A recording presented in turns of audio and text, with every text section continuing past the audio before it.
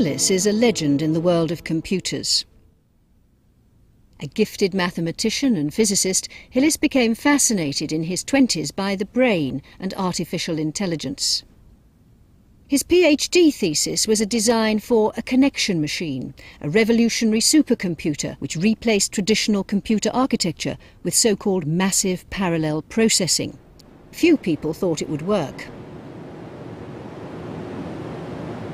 By the 1990s, the connection machine was the fastest computer in the world, performing 1 billion calculations a second and dominating the future of supercomputer research.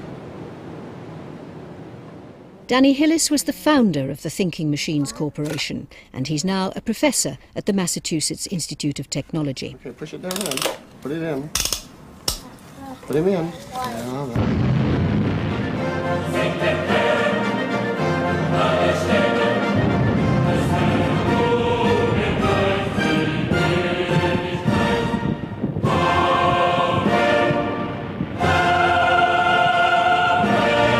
Yeah, one day there was a bang, and suddenly there was stuff in the world, and we don't have any idea why there was a big bang or what happened before it or anything like that. So I can't really talk about that. I mean, it was certainly a wonder if there was anything to say about it, but you know, we scientists can only say the same thing about it that Genesis says about it, which is just, hey, one day it happened, bang, there was the universe.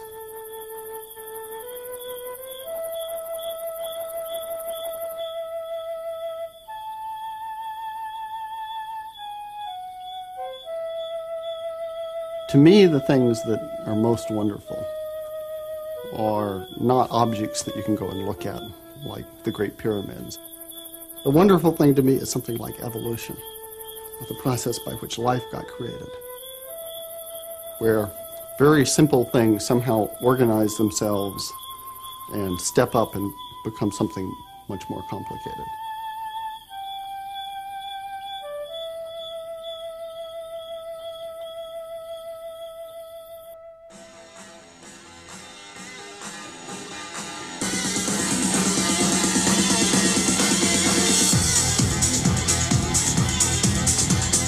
The simplest, most basic thing that's a wonder is that everything is made out of atoms. If you take a glass or a table or a person and you grind them down into a fine powder and kept on grinding and grinding and grinding, you would, after a while, get to these little balls that you couldn't split up. And those would be atoms. And the interesting thing is that there are only a few types of them. There's only 96 naturally occurring types of them. So they're sort of the building blocks out of which everything is made.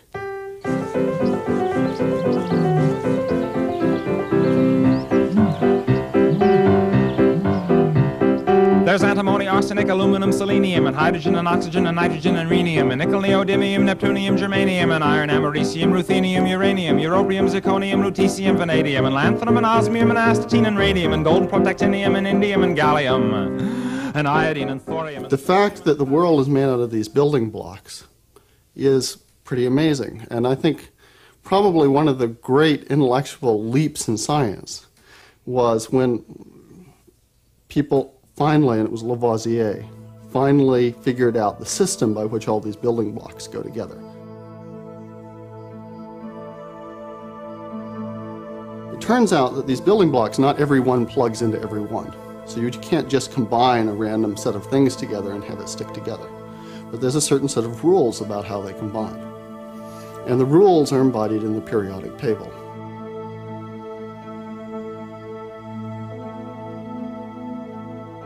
Each one of these little building blocks has on it, I think of them as sort of arms that reach out, a certain number of arms that reach out. And they try to hold on to other arms on other ones.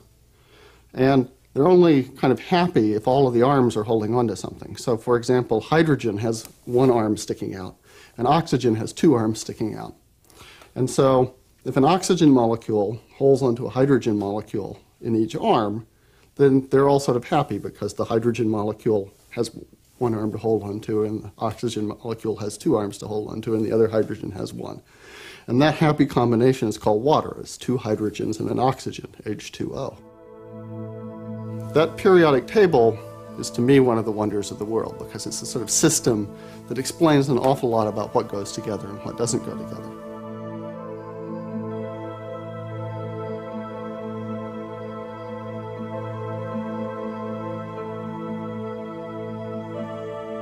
For me, what made me appreciate the periodic table is I once had this chemistry set, which I had gotten in the remainder section of the store, so it was sort of fallen apart and it didn't have the instruction book.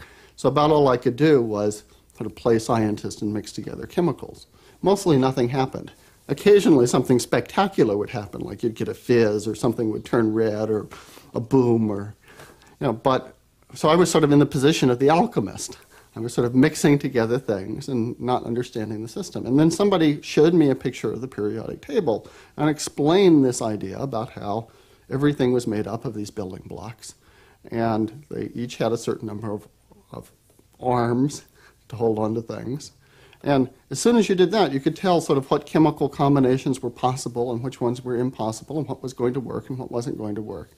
And so it was a very simple idea that once you understood it, it explained a lot. It gave you a lot of power over the world.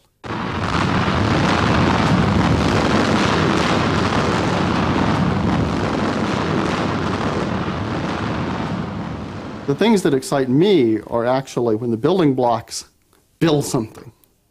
And that's not necessarily a person going in there or some intelligent force going in there and building things, but a lot of times they somehow manage to build something by themselves.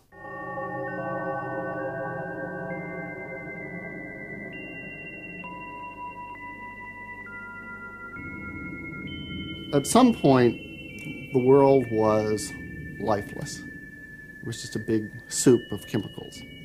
Then something almost miraculous happened, which to me is the next wonder of the world, which is the creation of DNA. Basically, these self-reproducing bubbles learned how to write. They learned how to record what made them work. They learned how to write down the recipe for making the bubble that works.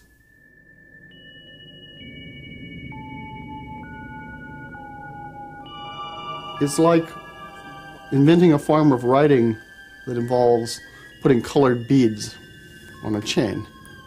And the sequence of colored beads tells you what the message is.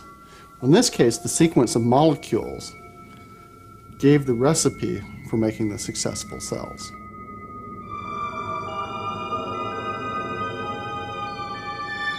Sometimes a mistake in the recipe would actually create a better recipe.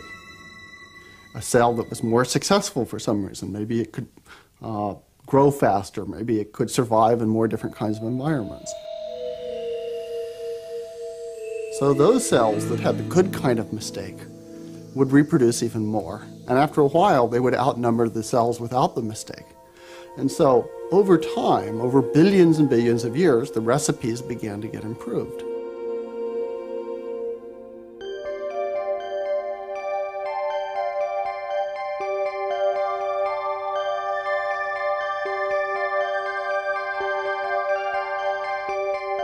In the beginning, these multicellular structures really just depended on producing the right chemicals to communicate. If you had a sensor like an eye at one end, there would be no way of getting the information to the mouth at the other end.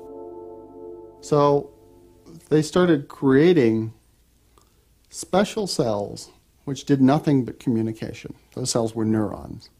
So that, for instance, a sensor that sensed food at one end of the organism could transmit through this neuron cell information to the other end of the organism to tell the tail to wiggle faster to go after the food.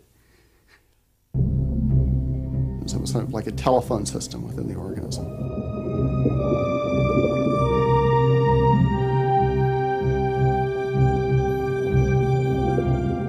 That switching system evolved into what I think is the next wonder of the world, which is the brain. Before there were brains, an organism's behavior depended entirely on the recipe as it was written down in the DNA. So what an organism did when it was confronted with a certain kind of situation was programmed into that organism. There was no way for that organism to learn anything new. An individual with a nervous system and a brain can learn on the basis of their own personal experience.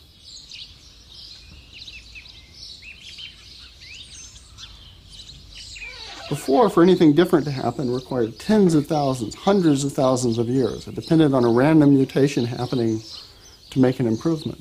With a nervous system, things can happen in 10 minutes. 10 minutes, people can get an idea, learn something new, and behave differently from then on. So that's what's amazing about the brain. It completely changes the time scale on which improvement can happen. Instead of improvements happening on evolutionary time scale, improvements can happen on the time scale of an individual lifetime. So we can learn stuff. And that actually leads directly to what I think is the next wonder of the world, which is that we can transmit the things that we learn to each other. Imagine that I told you that I could put two people in a room not looking at each other, and I could show one of them cards, and the other one could guess what cards the other one was looking at. And the way that that happened was by some kind of vibration being sent from one person to the other. Now that sounds sort of like magic or ESP or something like that, but in fact we do it all the time. For millions of years, mankind lived just like the animals. Then something happened, which unleashed the power of our imagination. We learned to talk. We learned to listen. Speech has allowed the communication of ideas, enabling human beings to work together.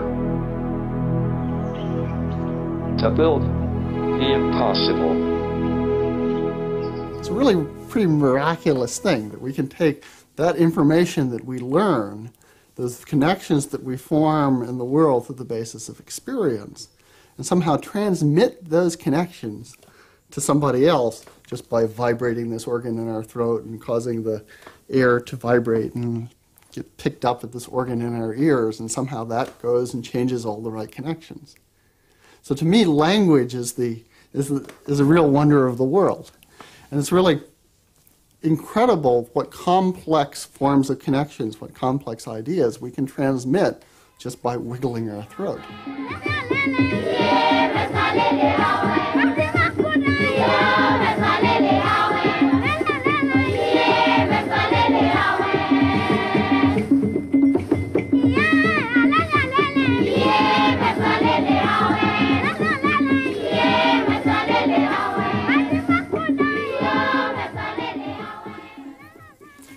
What's great about language is it once again steps up the rate of learning, because now it doesn't depend on an individual experience to go forward.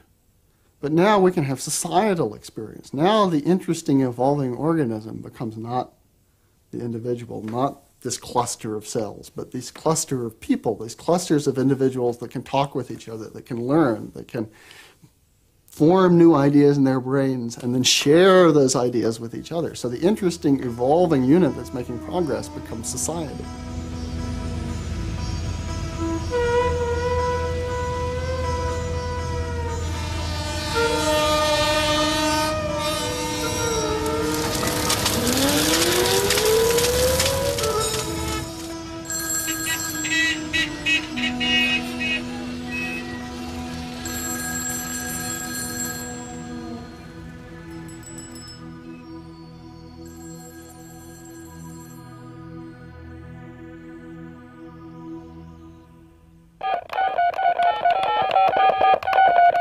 We've created in our world a kind of a nervous system that hooks us all together.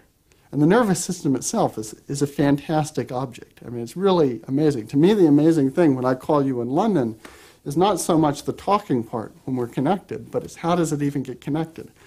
When I dial those numbers on my telephone, or push the buttons more likely these days, then there's a wire that goes from my house, and there's this big block, big brick block down in town someplace, which is the local switching station. You probably have passed them all the time and never noticed them because they don't have windows.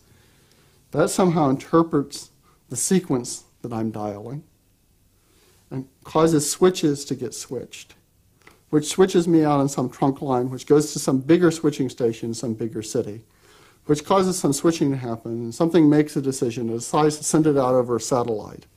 It transmits it out over a radio wave to a satellite, and the antenna is just aimed exactly at it, and sends this electrical signal out, and that satellite combines that and receives that signal along with tens of thousands of others and manages to get that down to the right place in London with the right code on it, which switches it to the right trunk line, which switches it to the little box in your city, which switches it then to the wires which go to your house, which causes the bell to ring.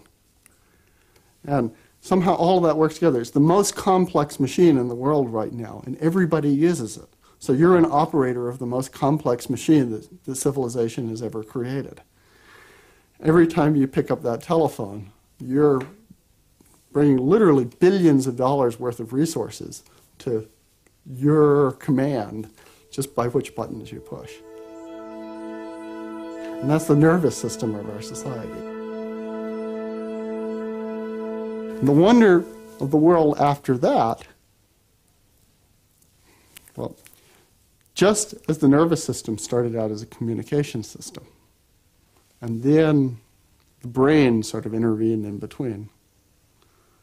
Our communication system is beginning to get a brain.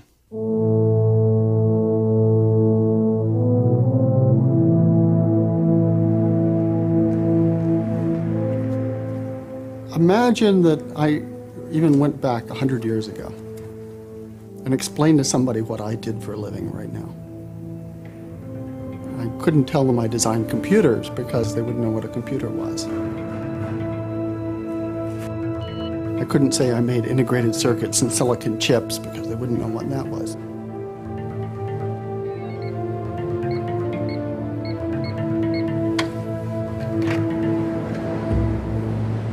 The way that I would have to explain it is I would have to say, well, what I do is I come up with designs which I etch into stone. Magic shapes, which fit together in such a way that the stone can be asked questions, and I can tell it what I want and ask it questions, and it tells me the answers to my questions. Now, that sounds pretty far-fetched. It sounds like witchcraft. But in fact, that's exactly what I do for a living. I make those shapes. Those shapes are transistors and wires, and they're etched onto the stone, which is the integrated circuit. And my incantations are the programs, and I ask it the questions, and it tells me the answers, which are the outputs of my programs. So we live in a pretty far-fetched world. Things are changing very fast. It's very different now that we have machines that manipulate information. It puts us in a different kind of world. And we're just beginning to get used to that. So right now, when we think about a machine, we still think about a car or a camera or a refrigerator or something like that. Those machines are trivial by comparison to the complexity of the machines that we have today. If I just look at a single computer, the computer that I build, the connection machine, has billions and billions of parts in it. It has more moving parts in it than all of the electrically moving. It has more active parts in it than all of the parts in all of the machines that ever existed up 10 years ago. And one machine. And that machine is on a computer network and talks to others like it and talks to literally millions of other computers around the world. So that network of machines is just incomprehensible complexity. It's a different world than it used to be, and we haven't gotten used to that idea yet.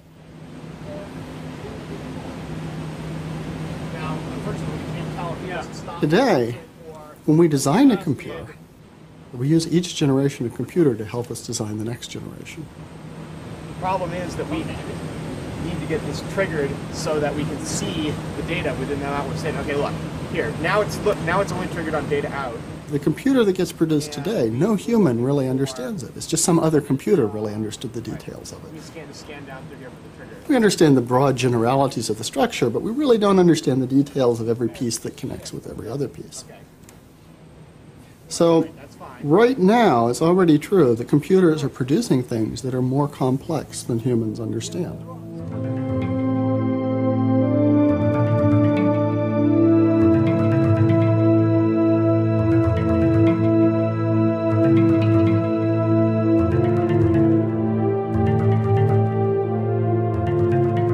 computers 3 years from now will be 10 times as fast as the fastest computers now. And the computers a few years after that will be 10 times as fast as that.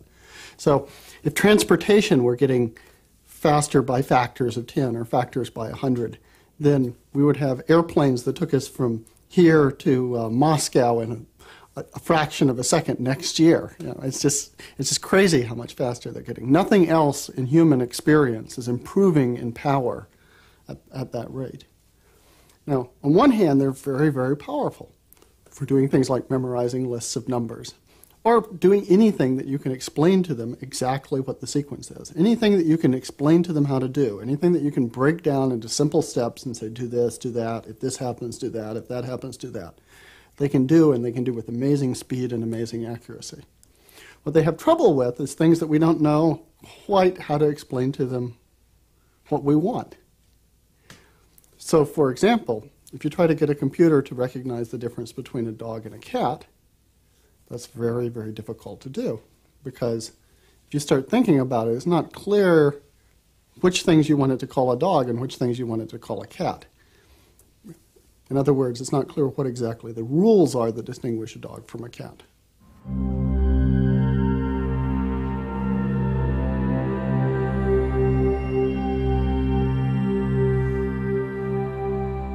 I've always dreamed about making a thinking machine, but I think there's been a real transition in my thought about how to go about it. So I used to believe in building blocks, and you understand the building blocks, and you put them together and make something more complicated.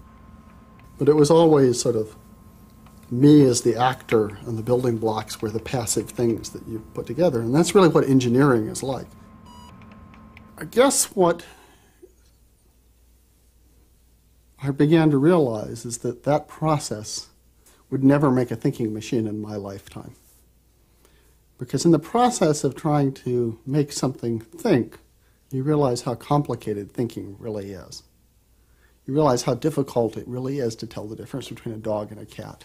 How difficult it really is to understand the meaning of a sentence.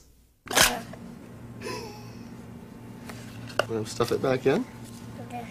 Put it back in. And we'll close it. That's right. Here, close it. The more you look at the brain, the more you realize that the brain is put together in a way that's very different than how a computer or a car is put together. So the question is, how could you possibly make a thinking machine if thinking is too complicated to design a machine to do?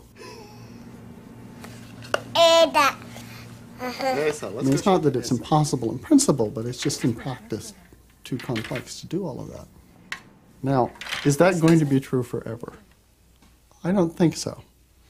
Because what we can explain to computers is we can explain to them a process for creating their own rules. So, for example, we can create within the computer a process analogous to evolution. So we can say to the computer, make up a whole bunch of rules, make up a random program, try it out, see if it works. If it works, keep it. If it doesn't work, change it.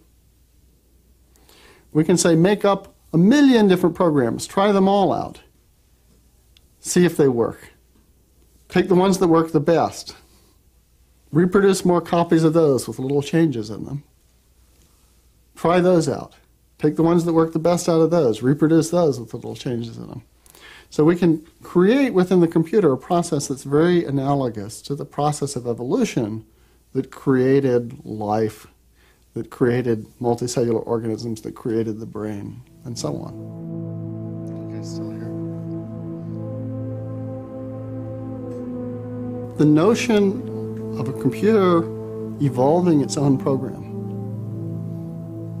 frightens me a little bit. As a programmer, I like the idea that I told it exactly what to do. It gives me the illusion of control. Now, in fact, I know that I don't really have as much control as I think I do because I haven't really thought out all the possibilities and all the situations, so the program might have bugs in it. If I evolve the program, it's probably less likely to have bugs in a funny way.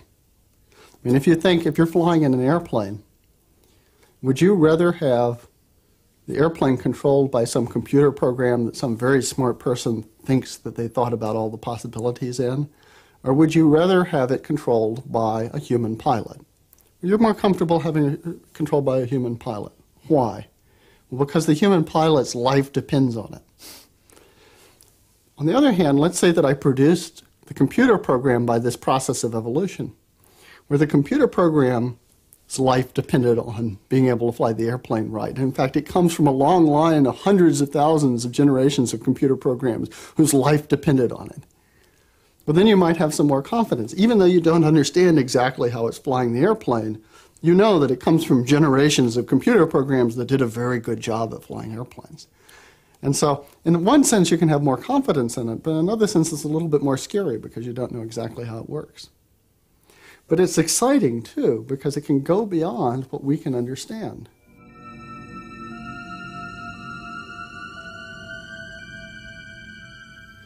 If I make a computer program by the normal method of trying to break it into pieces and explain every situation, then by necessity, the computer will never surpass me in what it's able to do, because it's just a reflection of my guesses or my instructions.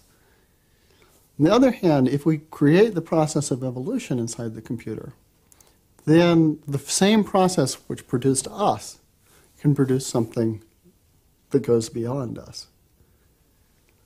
And I don't think we're the end of the line. And I look back and I see everything in the past has been a part of something, has been a part of something going forward. And I can't believe that we're the end of it. I can't believe that we're the ultimate act of creation. I'm not sure it's a question of whether we want to create the next link in the chain or not. I think it's almost inevitable that we will. And the computers, I think, are just kind of the next step in that.